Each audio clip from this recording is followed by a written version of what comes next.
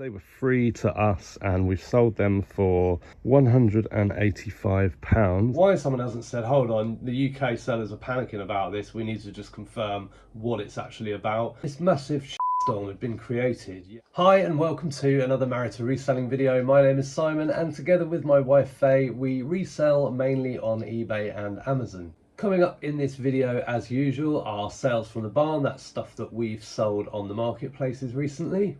But first, this week just gone, eBay threw eBay sellers world into a state of panic with their announcement that they were going to claw back some missing charges from July 2024 to November 2024. So that was 5 months. They sent a very long email that actually included very little information. All that it said was, we are going to take some money back from you on the 22nd of January.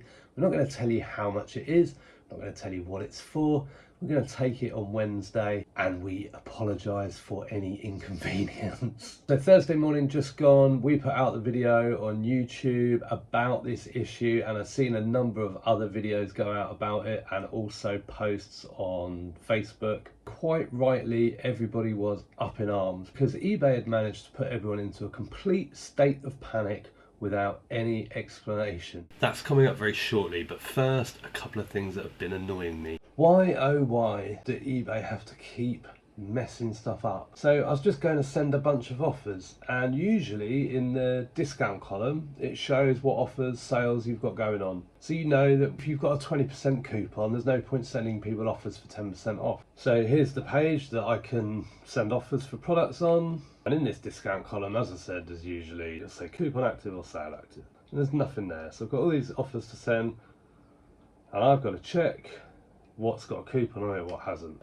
And I know most of these have got coupons on, because if I click this product here, there we go, 33% off. Please eBay, if you're just going to keep messing about, why does no one ever check stuff? Why does no one ever say, oh yeah, that's changed, don't make that live yet, it's not right.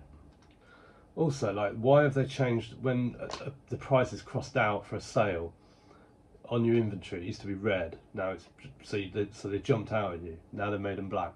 Why? And as for the new inventory page, what an absolute shambles. It used to be that you could see exactly how many item specifics you had to fill in, how many offers you've got to send, how many promoted items are not promoted, how many are, how many items have best offer on, how many don't. I am definitely promoting less because of it, and it's so horrible to use now. Promotions is a big one because we don't promote everything straight away, and then I might come along and I'll be like, oh, 50 things aren't promoted because Faye's been busy listing. So I'll like list the oldest 1 day's worth. So it might be like 6 days ago, I'll pick that day and I'll just add it on. Well, now I'm not even seeing that those items aren't promoted anymore because it used to show you the number and now it's gone. Whoever thinks this stuff up, honestly, I appreciate that I'm not involved in the inner workings of eBay and that people way more intelligent than me are able to implement these changes on the site. However, the people that are telling them to do it, I question them. I question those people. Right, back to the issue with these charges.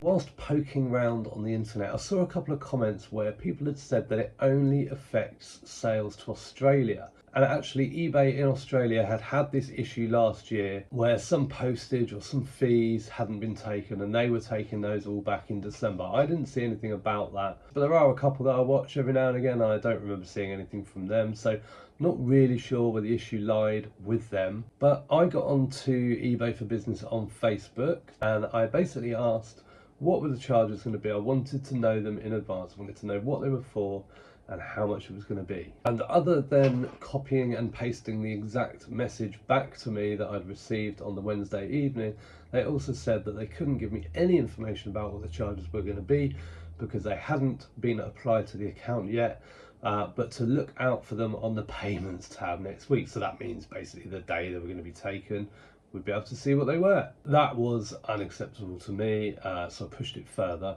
And of course, I was thanked for my feedback and that the feedback would be passed back. Then I thought I'd ask them about the Australia rumour that we'd heard. So are these relating to transactions with buyers in Australia? So for us that would be GSP orders to Australia. And they were able to confirm that. Why didn't they tell me anything about that? Well, there was a bit of a delay between my message and their reply, so I reckon they'd probably gone off to try and find out something. I mean, it beggars belief really, doesn't it, that they don't have the information. This massive shitstorm had been created, yet they were completely ill prepared as to what to say to people about it. So I asked if there's any reason why the information wasn't given, and I just got the usual BS reply about thanks for your feedback, we'll pass it on. So completely unacceptable. So off the back of finding out that it could be related to GSP orders, I went and had a look. So I looked from 1st of July to the end of November 2024 to see how many orders we'd had through GSP to Australia, and the answer was three orders. And then I noticed when I looked into those orders that the part where it will usually say the postage label, so for us usually if it's a small parcel it would be £3.39. Usually within the order breakdown you can see it clearly, and on these three orders that information just was not present. So that has to be what it is. Essentially I believe that on Wednesday, and I hope I'm not going to get a big shock, that we're going to owe three lots of £3.39. Now, if anything, it was medium parcel, then it could be a bit more. You know, one or two of those could have been in the postage label section on eBay. If you buy your postage labels through eBay, you can't go back any further than the 90 days. So I couldn't go back and check what size parcels they were. But essentially, I think they're going to probably take about 12 quid off us, which is fine. Now, I did notice, I looked back into 2023 and those costs were not there either in 2023. I didn't go back any further. So it looks like this was an issue for a long time. And it looks like eBay have probably lost a lot of money, and for whatever reason they've decided just to recoup it from July to November. So for most of us, we can probably breathe a sigh of relief. However, if you ship a lot of stuff to Australia, which many people do, so you know, I've seen it written where people have said, you know, stop panicking, it's fine, it's not a big deal. Well, for some people it's still going to be a big deal. If you've done a lot of shipping to Australia in that time, you might sell boomerangs. For big sellers that maybe sell lots and lots of stuff, if you've done one order to Australia over those 5 months, that could be around about £600 that is going to get dumped out of their eBay payments account. And if there's not available funds in the payments account, it's coming straight out of your bank account. So that is the update on that. We shall see what happens on Wednesday. It'd be really keen for anyone that this has affected. Obviously I think it's going to affect us, but shouldn't be too bad. But however it's affected you, on Wednesday when those payments come in, it'd be really good if you could come back to this video and pop in the comment what happened. It'd be very interesting to see. We'll probably talk about it again in videos that come out after Wednesday and share with you guys exactly what happened to us, and you can share your stories there. But in the meantime, let's go and check out some sales from the barn. We have got this Kaponk King of LA USA Special Edition Ball Cup game, Dinosaurs. That cost £1.50, so for £19.99 within 3 months. Then we've got these Diva Half Chaps, extra large suede and leather brown horse riding things.